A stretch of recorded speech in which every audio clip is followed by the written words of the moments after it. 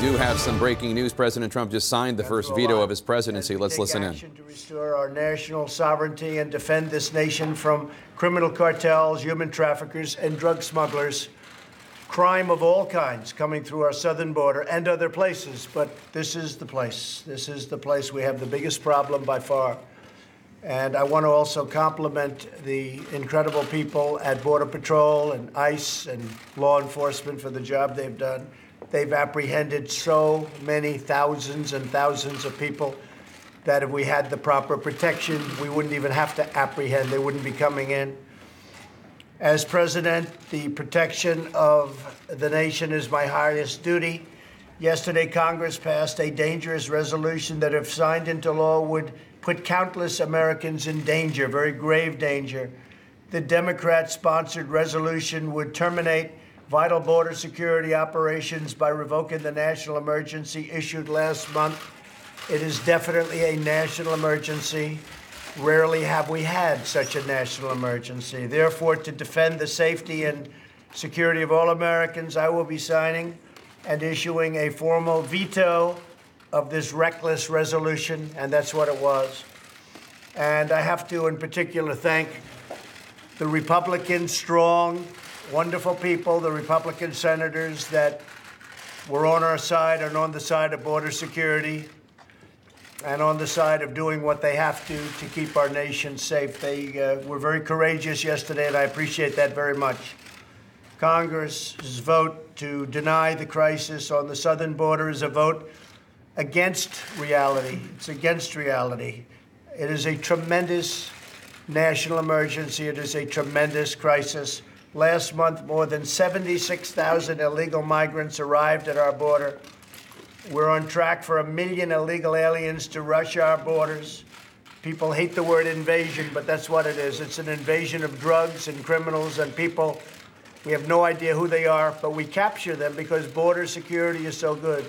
But they're put in a very bad position, and we're bursting at the seams, literally bursting at the seams. What Border Patrol is able to do is incredible. I also, by the way, want to thank our military, because our military has been very much involved, as you know. And they're putting up walls, in some cases temporary. In some cases, they were supposed to be temporary. They're so good that they're better than the permanent, so we're leaving them. We've really nowhere left to hold all of the people that we're capturing. And we're at a point where we're just going to have to say, with these horrible decisions that we've been handed by people that aren't living in reality, that there's nothing we can do. There's absolutely nothing we can do. We're bursting at the seams. You can only do so much. And the only option then is to release them. But we can't do that either, because when you release them, they come into our society. And in many cases, they're stone-cold criminals. And in many cases, and in some cases, you have killers coming in and murderers coming in, and we're not going to allow that to happen. Just not going to allow it to happen. There has been nearly 2,000% increase in border-related asylum claims over the last decade.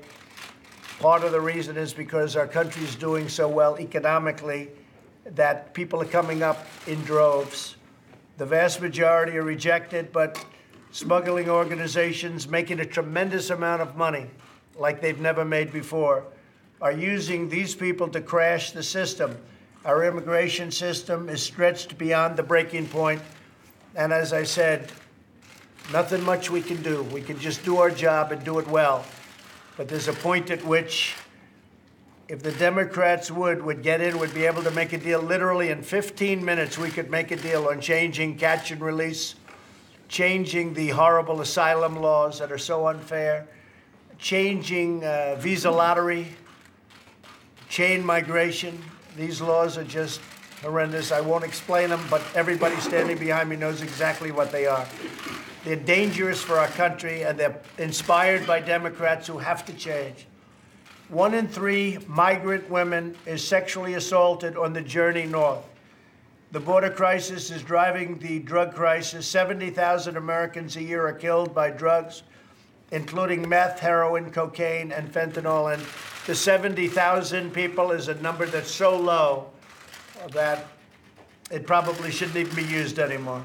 The mass incursion of illegal aliens, deadly drugs, dangerous weapons and criminal gang members across our borders has to end. We are bringing out thousands and thousands a year of MS-13 gang members and other gang members that are just as bad, where they come into our country, they're able to skirt the border, come through areas where we don't have proper wall, where we don't have any wall at all, and they get into the country and they do a lot of damage in many cases, but we get them out by the thousands and we bring them back or we incarcerate them. The national emergency I declared last month was authorized by Congress under the 1976 National Emergencies Act. And there haven't been too many that are a bigger emergency than we have right at our own border.